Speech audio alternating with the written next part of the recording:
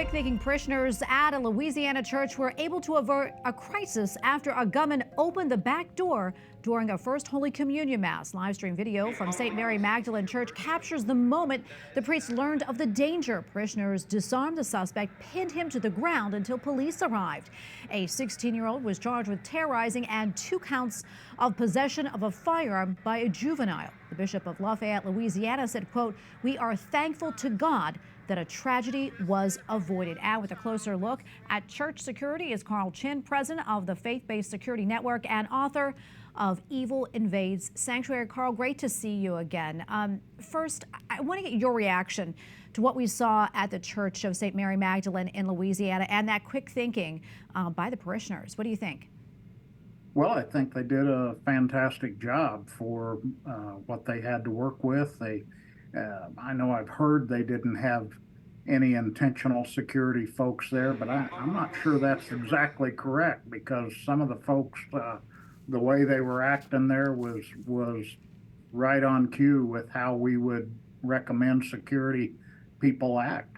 Yeah, and let's talk a little bit more about that, Carl. I mean, what would you recommend in a situation like this? How would you diffuse it?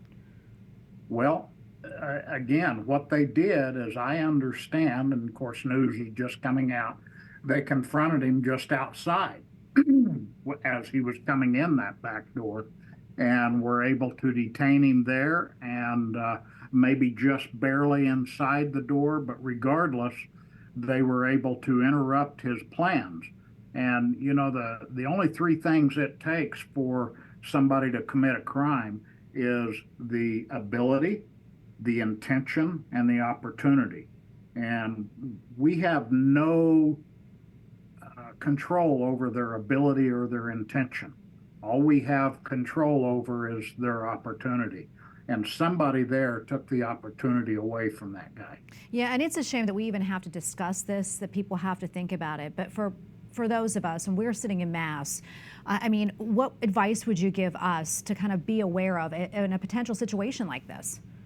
This is such a great example of, and it leads right into the advice we give churches and synagogues and all kinds of houses of worship, is have intentional security.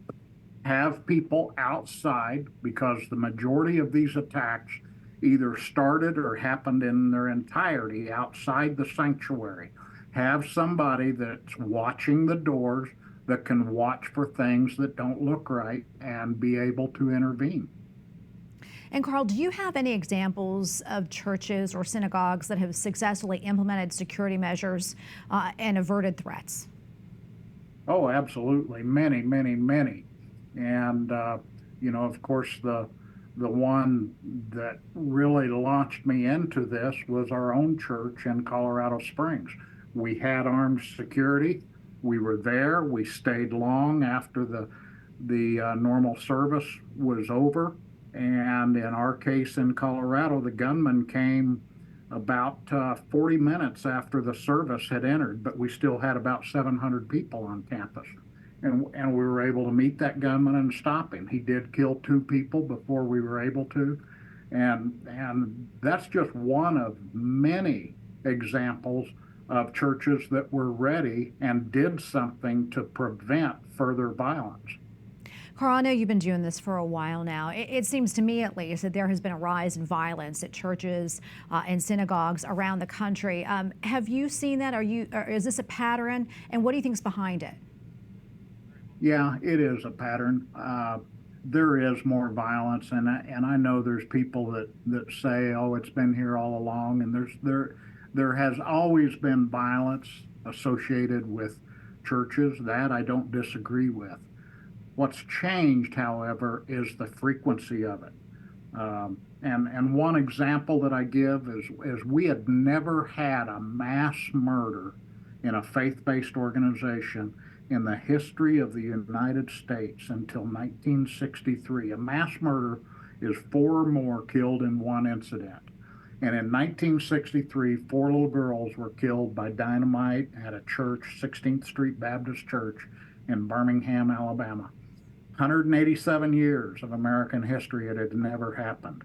when the killer killed in the Covenant School in Nashville a couple of years ago, that was the 17th mass murder since 1963.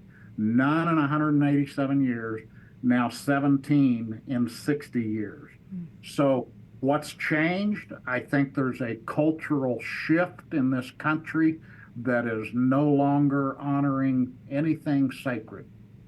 I think we've had moral decay that has taken our eyes off God and Christ in our lives.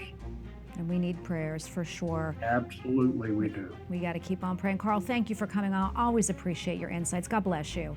Thank you. You too.